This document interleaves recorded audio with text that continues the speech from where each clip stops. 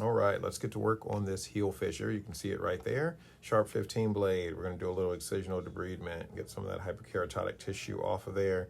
Go nice and slow. You don't want to cause an injury to the patient. Not sure how much of this we'll be able to fix on the first try, but we have some other modalities that we can use over time to help heal this heel fissure. Go in there with our e-file, smooth and blend everything so the skin is nice and smooth. Keratin bag, kind of soften everything up. And then we're going to do a little bit of manual exfoliation as well. Get that really, really smooth, some moisturization, get that all cleaned up, and there you have a wonderful treated heel.